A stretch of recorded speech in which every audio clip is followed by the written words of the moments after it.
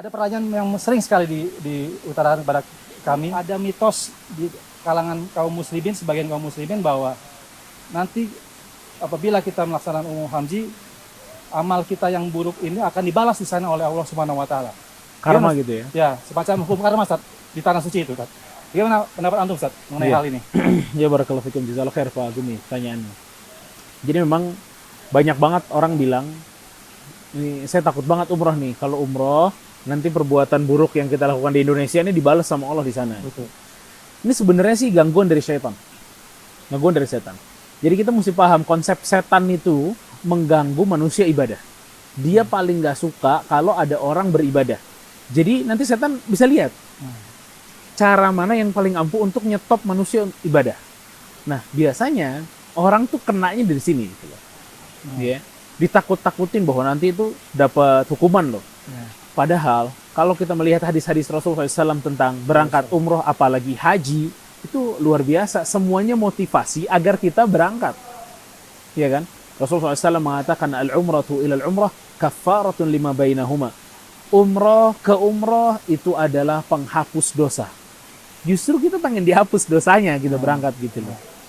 Bukan pengen dihukum. Nah ini setan memang kerjanya kayak gini. Kita ditakut-takutin bakal dihukum, padahal kita pengen diampunin sama Allah. Gitu. Makanya pemikiran kita juga mesti dibenerin gitu loh. Kalau umroh itu hari pembalasan, siapa yang mau umroh?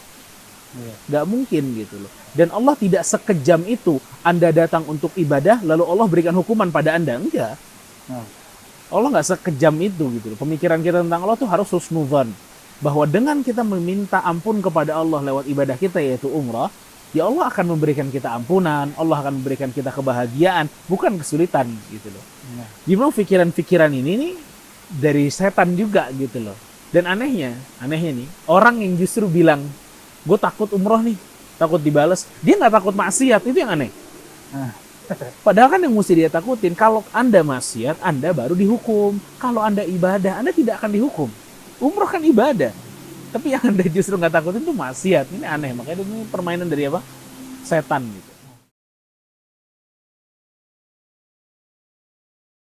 Di sini saya ingin membahas apakah niat itu dilafadzkan ataukah tidak. Perlu diketahui 4 mazhab tidak menganjurkan lafaz niat dalam sholat 5 waktu dan dalam seluruh ibadah.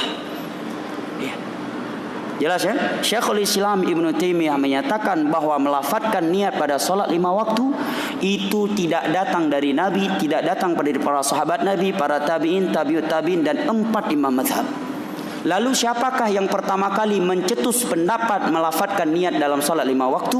Jawabannya kata Imam Nawawi dalam kitabnya Al-Majmu' Syarh Muhadzab di jilid pertama adalah seorang ulama Syafi'iyah. Ulama Syafi'i yang bernama Abu Abdillah Az-Zubairi.